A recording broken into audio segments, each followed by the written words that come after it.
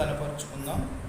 మీరందరూ కూడా చిన్న పాట పుస్తకం నుండి 193వ పాట పాడుతూ దేవుని నామాన్ని మహిమపరుద్దాం. అందరూ కూడా బిగ్గరగా గట్టిగా పాడి ఏకీభవించవలసిందిగా ప్రభు పేట మీకు మనవి చేస్తున్నాం. 193.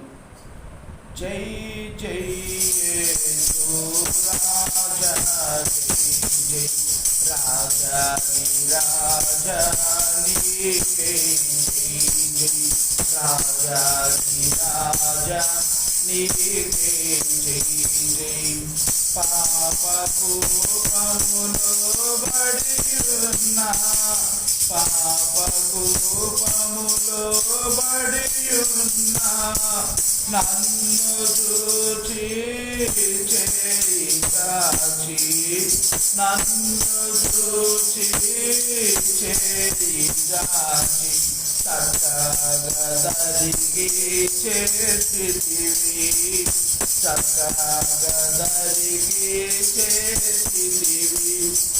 జై జై యేసు రాజా, జై జై రాజాది రాజా నీకే జై, జై రాజాది రాజా నీకే జై, జై సిలువ రక్తముతో నన్ను కడిగి, సిలువ రక్తముతో నన్ను కడిగి పాపమంతా పరిహరించిన, పాపమంతా పరిహరించిన పవనుడగున ప్రభు యేసు, పవనుడగున ప్రభు యేసు.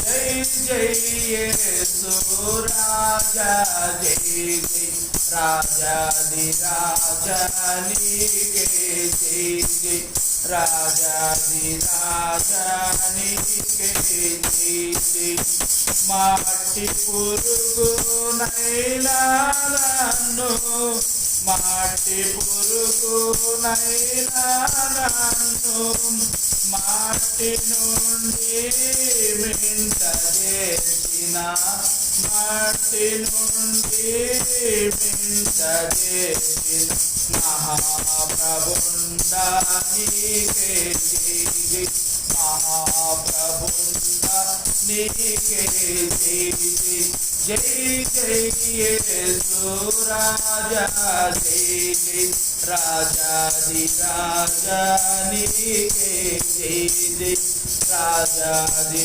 రాజా నీకే జై, జై తల్లి అయినా మరచిన మరచును, తల్లి అయినా మరచిన మరచును నేను నిన్ను మరువననినా, నేను నిన్ను మరువననినా నమ్మకమైన నా ప్రభువా, నమ్మకమైన నా ప్రభువా.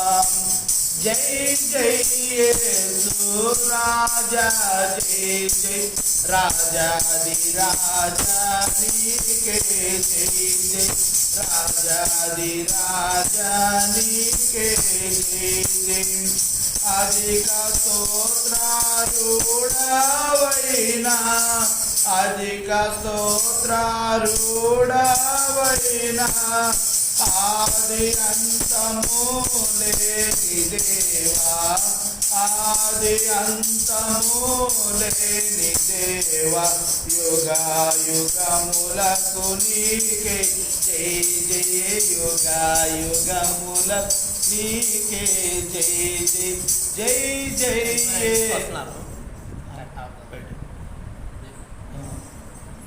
రాజాది రాజా నీకే జై, జై రాజాది రాజా నీకే జై, జై. ఇంకో పాట పాడదాం.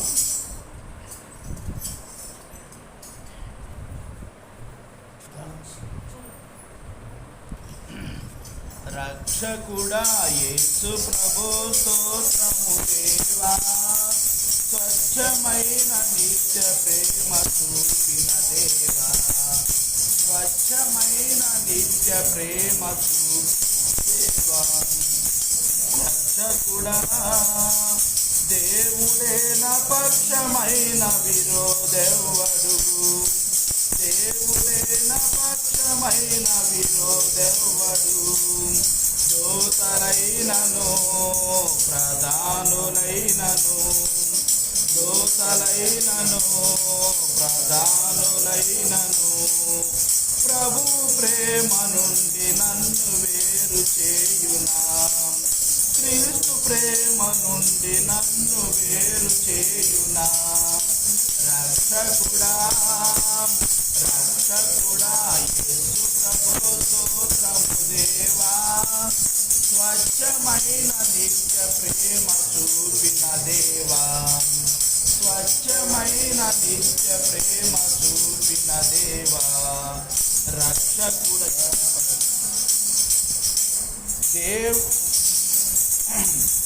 సర్వలోక రక్షణకై సిలువనెక్కెను, సర్వలోక రక్షణకై సిలువనెక్కెను.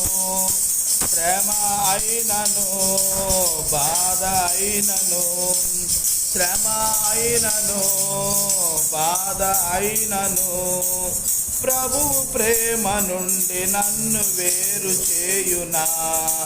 క్రీస్తు ప్రేమ నుండి నన్ను వేరు చేయునా. రక్షకుడా రక్షకుడా యేసు ప్రభు స్తోత్రము దేవా. స్వచ్ఛమైన నిత్య ప్రేమ చూపిన దేవా, స్వచ్ఛమైన నిత్య ప్రేమ చూపిన దేవా.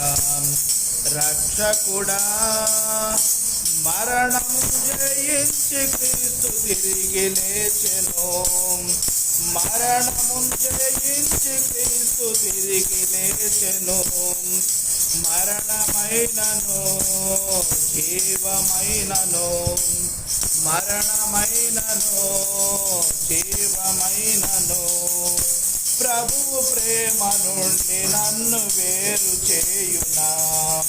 క్రీస్తు ప్రేమ నుండి నన్ను వేరు చేయునా. రక్షకుడా రక్షకుడా యేసు ప్రభు స్తోత్రము దేవా. స్వచ్ఛమైన నిత్య ప్రేమ చూపిన దేవా, స్వచ్ఛమైన నిత్య ప్రేమ చూపిన దేవా.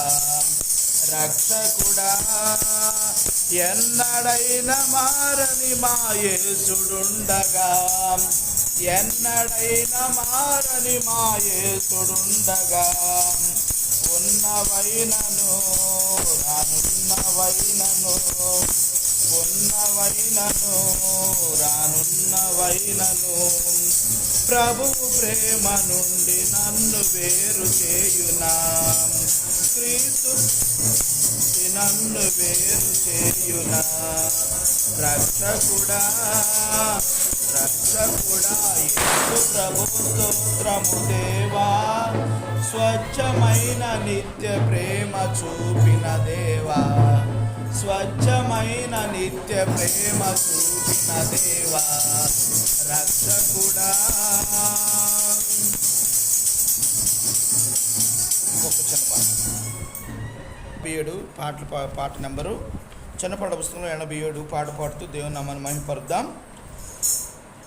హృదయమర్పించేదము ప్రభునకు స్తుతి ప్రశంసలతో, పరిశుద్ధులము చేరి హృదయమర్పించేదము ప్రభునకు స్తుతి ప్రశంసలతో, పరిశుద్ధులము చేరి పాప భారము మోయన్ వచ్చనేసు జగతిన్,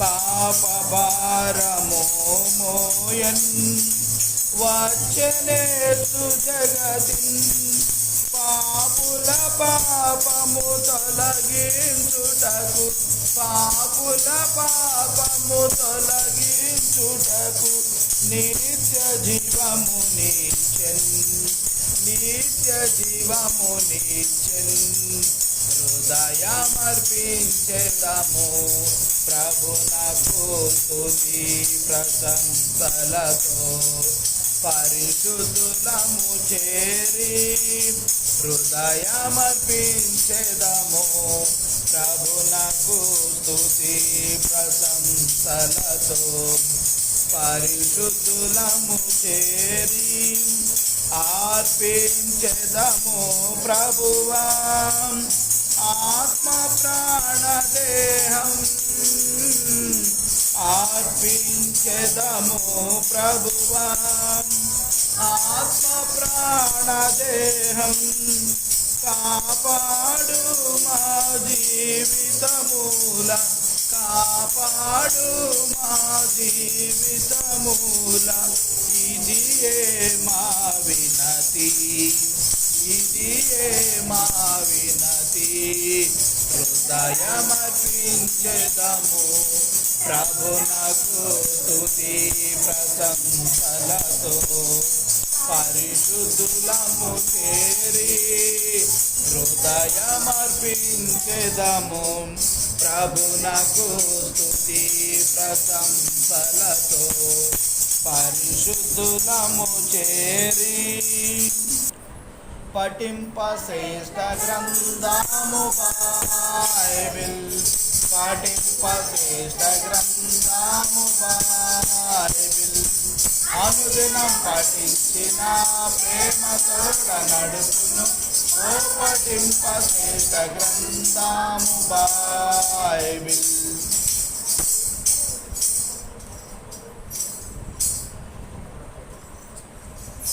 ప్రభువైన యేసుక్రీస్తు వారిని ఆత్మతో సత్యముతో ఆరాధించడానికి కొన్ని మాటల్ని మన పరిశుద్ధ గ్రంథం ద్వారా ధ్యానం చేసుకుందాం. మీ అందరికీ నా హృదయపూర్వక వందనాలు తెలియపరుస్తున్నాను. మరి ఈ రోజున దావీదు మహారాజు దేవుని ఏ విధంగా స్తుతించారు, ఏ విధంగా గణపరిచారు అనే అనుభవాల్ని మనం తలపోసుకుందాం. కీర్తన 146 కీర్తన 146 కీర్తన 2వ వచనాన్ని మనము చదువుకుందాం.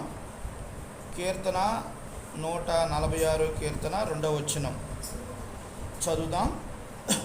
నా జీవితకాలం అంతయు నేను యెహోవాను స్తుతించెదను, నేను బ్రతుకు దినములంతయు నా దేవుని కీర్తించెదను. మరొకసారి, నా జీవితకాలం అంతయు నేను యెహోవాను స్తుతించెదను, నేను బ్రతుకు కాలం అంతయు నా దేవుని కీర్తించెదను. దేవుని సాయంత్రంగా చిన్న ప్రార్థన చేసుకుందాం. చదువుకుంటూ వచ్చాం. ఏ మాట అది? నా జీవితకాలం అంతయు నేను యెహోవాను స్తుతించెదను, నేను బ్రతుకు కాలం అంతయు నా దేవుని కీర్తించెదను. ఇది ఇక్కడ మనం గమనించినట్లయితే కీర్తనకారుడు మరి దావీదు గారు మరి దేవుణ్ణి ఎంతో మరి ఆయన హృదయపూర్వకంగా కూడా స్తుతిస్తూ వస్తున్నారు. మరి ఈ రోజున నీవు నేను మనందరం కూడా దేవుడు మనకి ఇచ్చిన ఈ జీవితాన్ని దేవునికే అంకితం చేసేవారిగా మనం ఉండాలి. నా జీవిత కాలం అంతయు నేను బ్రతికున్నంత కాలము కూడా నా దేవుని నేను స్తుతిస్తాను అనే తీర్మానం కలిగి మనం నిత్యము ఆయన స్తుతించేవారిగా, గణపరిచేవారిగా, మహింపరిచేవారిగా మనం ఉండాలి. అంతేకాకుండా నేను బ్రతుకు కాలం అంతయు నా దేవుని కీర్తించెదను ఆయనకి ఘనత తెచ్చే బిడ్డగా, మహిమ తెచ్చే బిడ్డగా నీవు నేను మరి ఉండేవారిగా మనం ఉండాలి. ప్రియమైన దేవుని బిడ్డలారా, మరి దేవుని ఆరాధించటం అంటే ఒకరోజు 2 రోజులు ఒక ఆదివారమే కాదు. కానీ ఇక్కడ దావీదు మహారాజు మనకు నేర్పుతూ వస్తున్నాడు కదా, నా జీవిత కాలం అంతయు నేను ఎంతకాలం అయితే ఈ భూలోకంలో బ్రతికుంటానో, జీవిస్తానో, ఆ జీవితం అంతయు నా దేవుని నేను స్తుతిస్తాను. ఎంత గొప్పగా స్తుతిస్తున్నాడో చూడండి. ఈ రోజున నీవు నేను మనందరం కూడా దేవుణ్ణి మనం స్తుతించేవారిగా, గణపరిచేవారిగా, మహింపరిచేవారిగా ఉండాలి. మరి చాలామంది కొన్ని జీవితాల్లో వాళ్ళకి గురి లేకుండా ఉండేదిగా ఉంటుంది. ఎవరిని స్తుతించాలో తెలియదు, ఎవరి దగ్గరికి వెళ్ళాలో తెలియదు. కానీ మన దేవుని స్తుతించాలి అని మరి దావీదు మహారాజు మనకు ఎంతో గొప్పగా స్పష్టంగా మనకు తెలియపరుస్తూ వస్తున్నారు. అయితే మరి మన జీవితాల్లో మన జీవితకాలం ఉన్నంతట్లో మనం ఏమేం చేయాలి, అసలుకి ఏమేం చేసి దేవుని గణపరచాలి, జీవితం అంతా కూడా మనం ఏమేం చేయాలి అనే అంశమే ఈరోజు మన భాగం. నా జీవిత కాలం అంతా నేను ఏం చేయాలి ప్రభువా, ఏ విధంగా నేను స్తుతించాలి, ఏ విధంగా నేను గణపరచాలి, మహింపరచాలి అనే అనుభవాల్ని కొన్ని మాటలుగా మనం ఈరోజు ధ్యానం చేసుకుందాం. మొట్టమొదటిగా దావీదు మహారాజు ఏమంటున్నాడంటే, మొదటి అనుభవం, నా జీవితకాలం అంతయు నేను యెహోవాను స్తుతించెదను. ఆ తీర్మానం మనం కలిగి దేవుని స్తుతించేవారిగా, ఆరాధించేవారిగా ఉండాలి. రెండో అనుభవం ఏం చెప్తున్నారో చూడండి. 27వ కీర్తన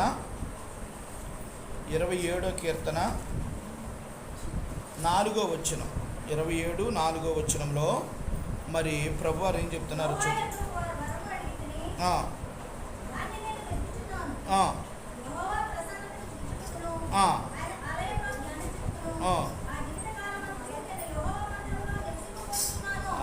చూసారా, ఒకటి దావీదు మహారాజు అద్భుతంగా చేసిన ప్రార్థనలు మొట్టమొదటి ఏంటంటే, నేను నా జీవితకాలం ఉన్నంత వరకు, బ్రతికున్నంత వరకు నేను స్తుతిస్తాను.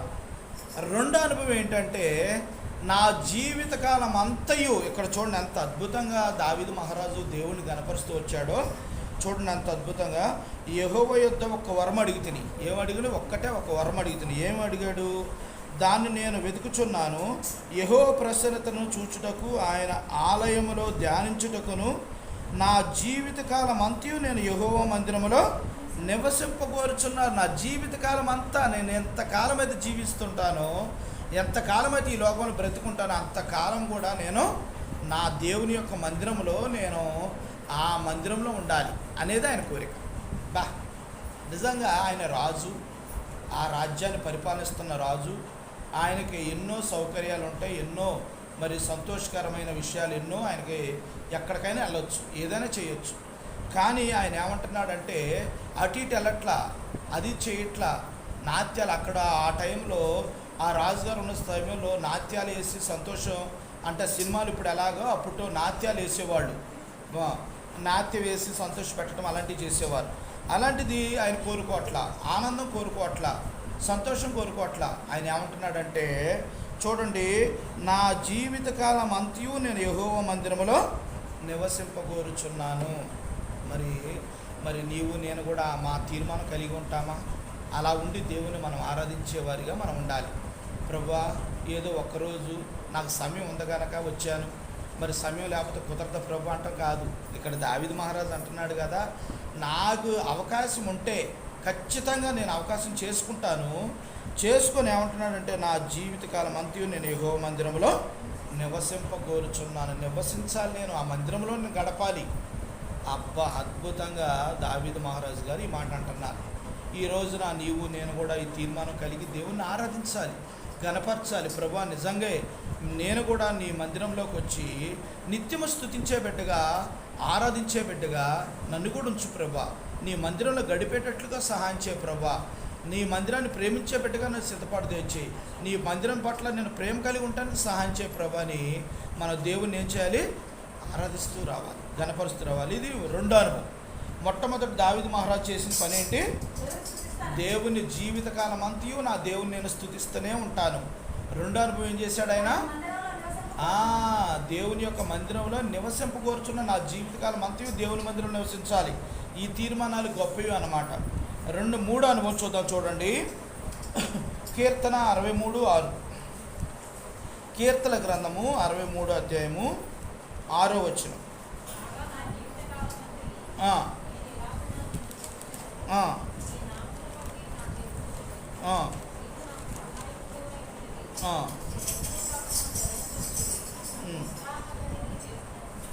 చాలు, ఇక్కడ చాలు.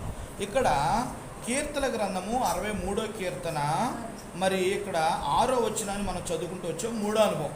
ఈ మూడో అనుభవంలో దేవుడు ఏం చెప్తున్నాడంటే, చూడండి, చక్కని మాట ప్రభు చెప్తున్నాడు. కాగా నా జీవితకాలం అంతయు నేను ఎలాగున నిన్ను స్తుతించెదను, నీ నామమును బట్టి నా చేతులు ఎత్తిదను. అర్థమైందండి? నీ నామమును బట్టి నా చేతులు ఎత్తి నిన్ను స్తుతిస్తాను. ప్రభా, నా చేతులతో ఏ పాపం చేయలేదు ప్రభా, నా చేతులతో పాపాలన్నీ కడిగేసుకున్నాను, ఇదిగో నా చేతులు ఖాళీ. ఇదిగో చూడు ప్రభా, నేను నిర్దోషిగా ఉన్నాను, నేను సంతోషంగా ఉంటున్నాను ప్రభా, మీ రక్తంతో నన్ను కడిగారు, శుద్ధి చేశారు, ఇదిగో నా చేతులెత్తి నేను ఈ రోజున మిమ్మల్ని స్తుతిస్తున్నాను, ఆరాధిస్తున్నాను, గణపరుస్తున్నానని దావీదు మహారాజు గారు ఏం చెప్తున్నారంటే అద్భుతంగా దేవుని స్తుతిస్తూ వస్తున్నారు. చేతులెత్తి దేవుని స్తుతిస్తున్నారు.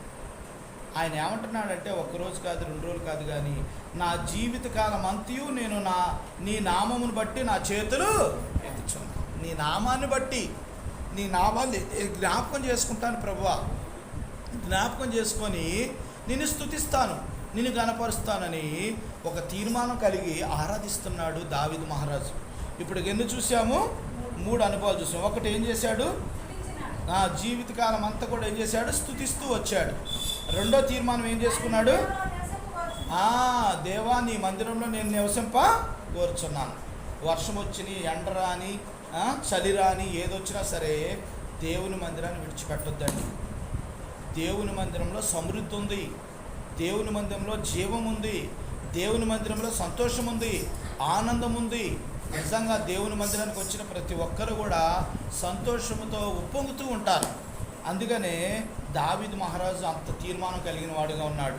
3 అనుభవం ఏం చేశాడు? నా జీవితకాలం అంతయు నీ నామాన్ని బట్టి నా చేతులు ఎత్తుతున్నాను. చేతులెత్తి దేవుని స్తుతించేవారిగా, గణపరిచేవారిగా, మహిమపరిచేవారిగా ఉండాలి. ఇక్కడ మనకైతే తక్కువ, కానీ ఫారిన్ కంట్రీలోనైతే వాళ్ళందరూ కూడా ఏం చేస్తారంటే ఒక గంట మోగిద్ది, ఒక బెల్లు మోగిద్ది, టింగ్ టింగ్ టింగ్ అనగానే ఎక్కడోళ్ళు అక్కడ రోడ్ల మీద అందరూ కూడా రోడ్డు ప్రక్కన మోకరించి చేతులెత్తి దేవుని స్తుతిస్తారు. అర్థమైందండి? అందరూ కూడా చేతులెత్తేలాగా మోకాళ్ళ మీద ఉండి దేవుని స్తుతిస్తూ వస్తారు. అంటే దేవునికి అంత ఘనతిస్తారు. ఆ గంట మోగగానే వెంటనే మోకరిస్తారు, ఎక్కడున్నా సరే మోకరించేసి దేవుని స్తుతిస్తారు.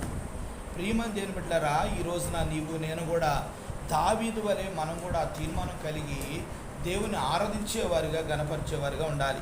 ఇది 3 అనుభవం. 4 అనుభవం చూద్దాం. చూడండి, కీర్తన. మరి ఈ మాట మనం చదువుకున్న మాటే, మీకు ఎవరికైనా గుర్తుంటే చెప్పాలి. ఇప్పుడు 104:33, 104:33 చదవండి.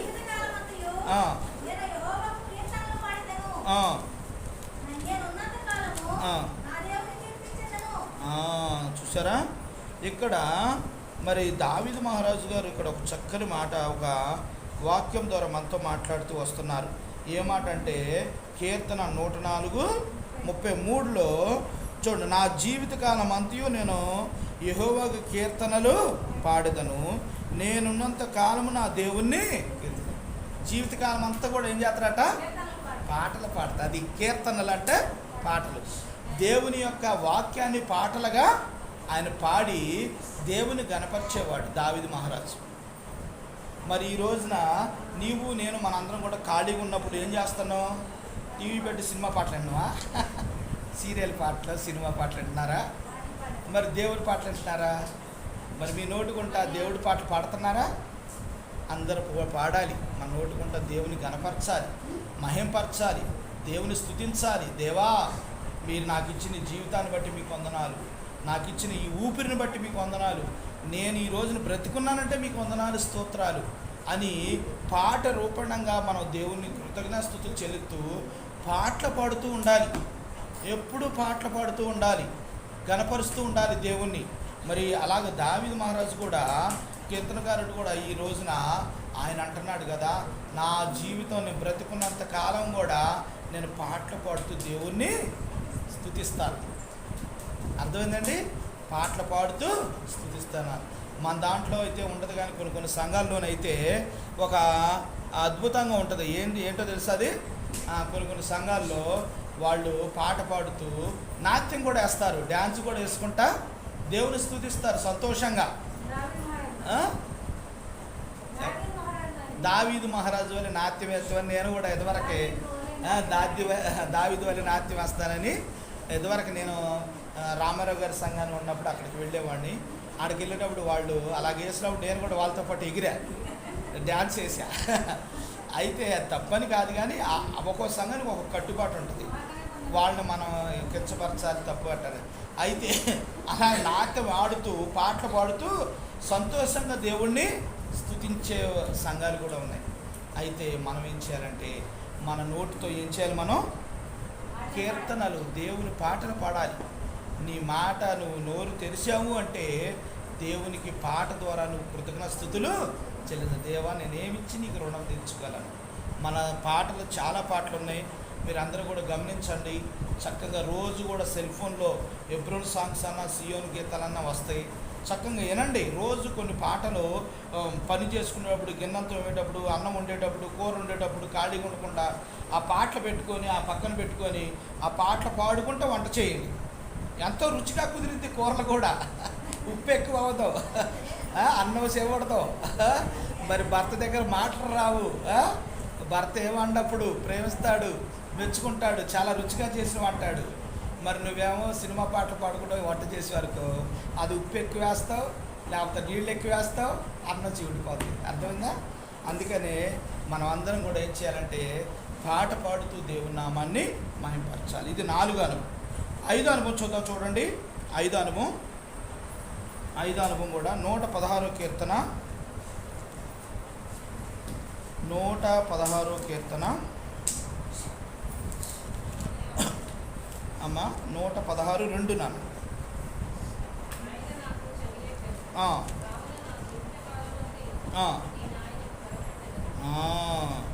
ఇక్కడ 2వ అనుభవం మనం చూస్తూ వస్తున్నాం. 5వ అనుభవం ఇక్కడ ఆయన నాకు చెవి ఎగ్గెను కావున నా జీవితకాలం అంతయు నేను ఆయనకు మొరపెట్టేదను. ఏం చేస్తున్నాట దావీదు మహారాజు? తన జీవితకాలం అంతా కూడా ఏం చేస్తున్నాడు? దేవునికి ప్రార్థన చేస్తున్నాడు. మరి నీవు నేను మనందరూ మన పిల్లల కోసం, మన కుటుంబం కొరకు, మన రక్త సంబంధుల కొరకు, మన సంఘం కొరకు, మన ఇరుగు పొరుగు వారి కొరకు, మన రాజకీయ నాయకుల కొరకు, అధికారుల కొరకు, రాజుల కొరకు నీవు నేను మనం ఏం చేయాలి? ప్రార్థన చేసేవారిగా ఉండాలి. అర్థమైందండి? జీవితకాలం అంతా కూడా ఎలాంటి తీర్మానాలు కలిగి దేవుని స్తుతిస్తూ ప్రార్థన చేయాలి. అప్పుడే దేవుడు మనకి కార్యం చేస్తాడు మన జీవితంలో. అందుకని దావీదు మహారాజు వర్ధిల్లటానికి, ఆయన ఉన్నతమైన స్థాయికి వెళ్ళటానికి కారణం ఏంటంటే ఆయన చక్కగా దేవుణ్ణి క్రమపద్ధతిలో ఆయన ఆరాధిస్తూ, గణపరుస్తూ, మహింపరుస్తూ వచ్చాడు. ఆయన ఏమంటున్నాడంటే నా జీవితకాలం అంతయు నేను ఆయనకు మొరపెట్టేదను. నీవు నేను కూడా ఉదయం, సాయంత్రం, మధ్యాహ్నం, రాత్రి సమయం దొరికినప్పుడల్లా దేవుని పాద సన్నిధిలో మనం ఏం చేయాలి? మోకరించి ప్రార్థించాలి. మీకు చాలాసార్లు చెప్పే ఉంటాను. మా అన్నయ్య రక్షణ పొందలేదు, మా వదిన గారు రక్షణ పొందారు. పొద్దున్నే తెల్లవారుజామున 3:30, 4ంటికి లేచేది. పొద్దున్నే లేచి మోకరించేది, మంచం కింద మోకరించి ప్రార్థన చేస్తుంటే మన్నయ్య లేకటం తన్నటం రోజు. లే లే అని తన్నుడాట. అంటే తెలియక ప్రభువు నమ్ముకోలేదు, ఏం లేలే అని తన్నుడాట. అయినా సరే తన భర్త కోసం మానకుండా ప్రతిరోజు కన్నీరు విడుస్తూ ఆ మంచం దగ్గరే మోకరించి ప్రార్థన చేసేది. రోజు తన్నుడు, కోపం వచ్చి అయినా ఆకుండా ప్రార్థన చేస్తూనే ఉండేది. ప్రభు నామాన్ని బట్టి ఇప్పుడు ఆయన రక్షణ పొంది దేవుని మందిరానికి వెళుతున్నాడు. మన కుటుంబం రక్షణ పొందాలి అంటే, మన పిల్లలు రక్షణ పొందాలంటే ప్రాముఖ్యమైన విషయం ఏంటంటే మొట్టమొదటి బాధ్యత వహించాల్సింది ఎవరంటే కుటుంబంలో స్త్రీ పాత్రే ఎక్కువగా ఉండేదిగా ఉంటుంది. ఎందుకంటే ఇంట్లో ఉంటాం కనుక మనం ఇంట్లో ఉన్నప్పుడు కుటుంబం కొరకు, భర్త కొరకు, పిల్లల కొరకు, మనవరాల కొరకు మనం ఏం చేయాలి? ప్రార్థన చేయాలి. ప్రార్థన చేసి దేవుణ్ణి గణపరిచేవారిగా మనం ఉండాలి. దావీదు మహారాజు అలాగ ప్రార్థన చేసేవాడిగా ఉన్నాడు. మరి ఈ రోజున నీవు నేను మనందరం కూడా ఇలాంటి తీర్మానం కలిగి దేవుని స్తుతిద్దామా? దేవా, నేను కూడా ప్రార్థన చేసే బిడ్డగా నన్ను కూడా చేశారు. నా కుటుంబం కొరకు నిత్యము ప్రార్థన చేసే బిడ్డగా నన్ను చేశారు. నా సంఘం కొరకు ప్రార్థన చేసే బిడ్డగా నన్ను చేశారని దేవుని ఈ రోజున మనం ఏం చేద్దాం? దేవుని ఆత్మతో, సత్యముతో స్తుతిద్దాం. ఇది ఎన్నో అనుభవం? 5వది. 6వ అనుభవం చూద్దాం. చూడండి, 6వ అనుభవం లూకా రాసిన సువార్త,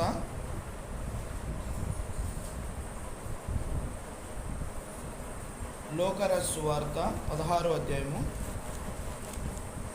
16:25 అమ్మ.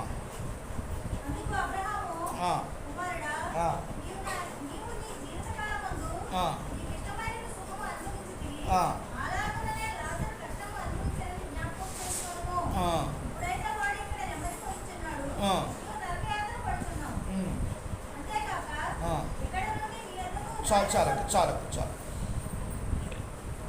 ఇది లాస్ట్ అనుభవం. ఈ లాస్ట్ అనుభవం మనం చదువుకునేటప్పుడు ఒక మాట చూడండి.